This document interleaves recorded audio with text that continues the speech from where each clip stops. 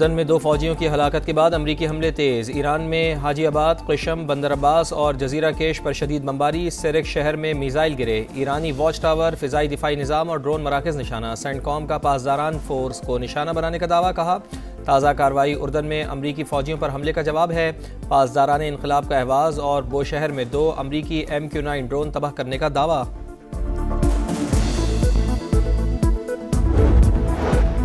ایران کے جوابی حملے، خطے میں امریکی تنصیبات نشانہ۔ کویت، اردن اور بحرین میں حملے۔ کویت میں 2 امریکی فوجی اڈوں پر میزائلوں سے حملہ۔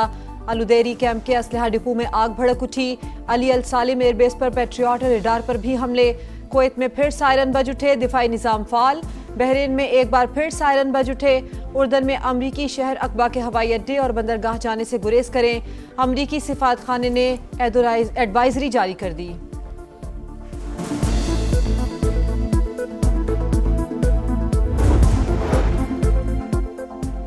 آبنائے ہرمز پر مکمل کنٹرول۔ جو جہاز امریکی احکامات پر عمل کریں گے وہ حادثات کا شکار ہوں گے۔ پاسداران انقلاب نے واضح کر دیا، کہا 2 جہاز وارننگ نظر انداز کرنے کی وجہ سے حادثے کا شکار ہوئے۔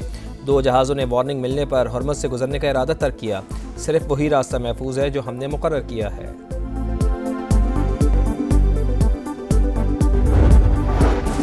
عہد پر قائم رہنا محض ایک اخلاقی نصیحت نہیں، دشمن کے خلاف کامیابی کی بنیادی شرط ہے۔ ایرانی اسپیکر باقر کالیباف کا ایکس پر پیغام۔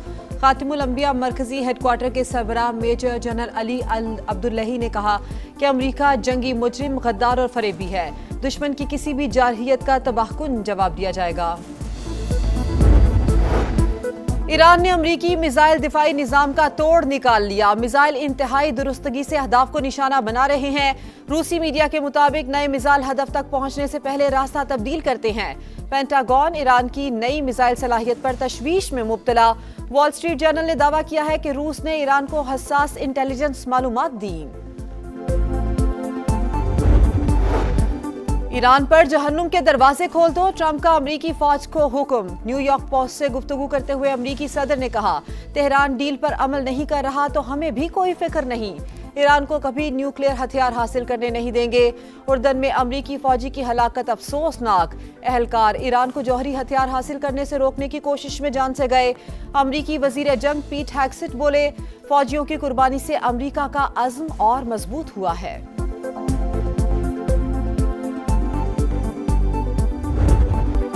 مفاہمتی یادداشت کی خلاف ورزی نے پھر ثابت کر دیا، ٹرمپ کے دستخط کی کوئی حیثیت نہیں۔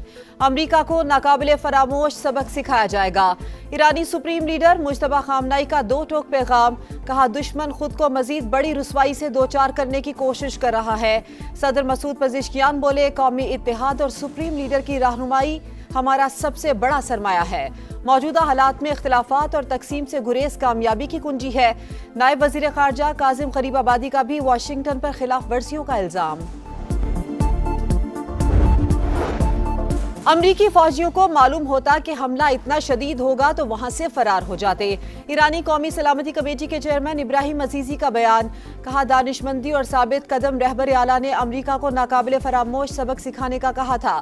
خاتم الانبیاء مرکزی ہیڈ کوارٹر کے سربراہ میجر جنرل علی عبداللہی نے کہا، امریکہ جنگی مجرم، غدار اور فریبی ہے۔ دشمن کی کسی بھی جارحیت کا تباہ کن جواب دیا جائے گا۔ ایرانی وزیر خارجہ عباس اراغچی کا عراقی ہم منصب سے ٹیلی فونک رابطہ، خطے میں امن و استحکام کے لیے مشاورت جاری رکھنے پر زور دیا۔ مشرق وسطی میں کشیدہ صورتحال، ایران نواسا گروہ دنیا بھر میں امریکی مفادات کو نشانہ بنا سکتے ہیں۔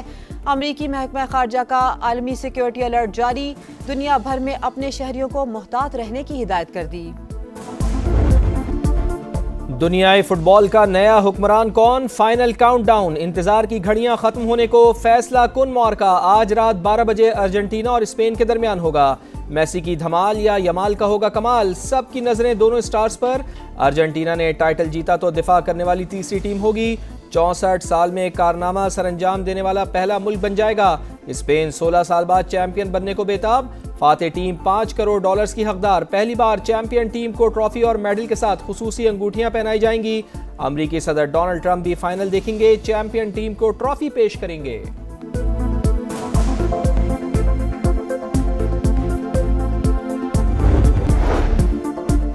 بانی پی ٹی آئی کی بہن نورین نیازی کی مورکہ حق سے متعلق عرضہ سرائی national cyber crime investigation agency نے کل طلب کر لیا۔ عدم تعمیل پر کارروائی ہوگی۔ متنازع انٹرویو میں نورین نیازی نے مورکہ حق افواج پاکستان اور مودی کا گٹھ جوڑ قرار دیا تھا۔ مارکہ حق سے متعلق نورین نیازی کا بیان قابل مذمت اور افسوسناک۔ بانی پی ٹی آئی اور ان کی فیملی پاکستان مخالف بیانات کا کوئی موقع ہاتھ سے نہیں جانے دیتی۔ مارکہ حق میں پاکستان کی کامیابی کو دنیا نے تسلیم کیا۔ ایسے بیانات ملک کے مفاد میں منافی ہیں۔ وفاقی وزیر طارق فضل چودھری کی تنقید۔ وزیر مملکت طلال چودھری کا کہنا ہے کہ نورین نیازی کا بیان سوچی سمجھی منصوبہ بندی ہے۔ متنازع بیان پر قانونی کارروائی کا آغاز کر دیا۔ پاکستان کے استحکام سے کھیلنے والوں کو کوئی رعایت نہیں ملے گی۔ مودی سرکار کے گودی میڈیا کا بانی پی ٹی آئی کی بہن کے جھوٹے بیان پر پروپیگنڈا۔ را سے منسلک انڈین میڈیا میں نورین نیازی کا متنازع بیان خبروں کی زینت۔ پاکستان مخالف مہم شروع کر دی۔ بے بنیاد اور من گھڑت کہانیاں۔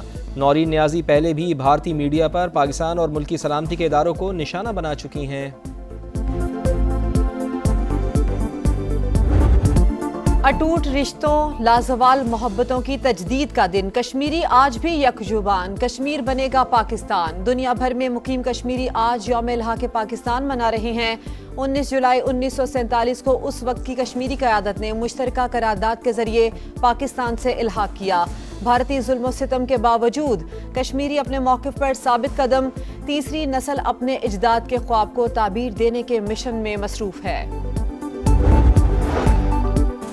کشمیری عوام کو حق خود ارادیت سے محروم رکھنا ناقابل قبول۔ صدر مملکت آصف علی زرداری کا مقبوضہ کشمیر میں انسانی حقوق کی خلاف ورزیوں پر تشویش کا اظہار۔ کشمیری عوام کی سفارتی، سیاسی اور اخلاقی حمایت جاری رکھنے کا عزم۔ وزیر اعظم میاں محمد شہباز شریف نے کہا، قرارداد الحاق پاکستان جموں و کشمیر کی سیاسی جد و جہد کا تاریخی سنگ میل۔ کشمیری عوام کی خواہشات اور امنگوں کا احترام ناگزیر ہے۔ 19 جولائی 1947 کا دن اہم اور تاریخی سنگ میل۔ الحاق کی تاریخ قرارداد نے کشمیریوں کی جدوجہد آزادی کو نئی جلا اور واضح سمت دی۔ وفاقی وزیر مواصلات عبدالعلیم خان کا یوم الحاق پاکستان کے حوالے سے اہم پیغام۔ کہا، پاکستان کشمیریوں کے حق کی اخلاقی، سیاسی، سفارتی حمایت جاری رکھے گا۔ اقوام متحدہ کی قراردادوں کے مطابق کشمیریوں کو ان کا جائز حق ملنا چاہیے۔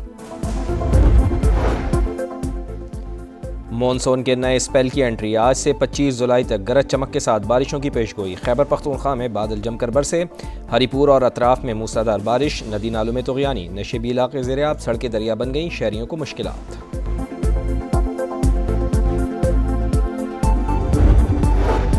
لاہور کے علاقے ڈیفنس میں وفاقی وزیر اطلاعات عطا تارڑ کی گاڑی کے قریب فائرنگ۔ کار سوار نوجوان نے گاڑی اوورٹیک کرنے کے بعد فائر کیے۔ پولیس نے ملزم اسامہ کو اسلحے سمیت گرفتار کر لیا۔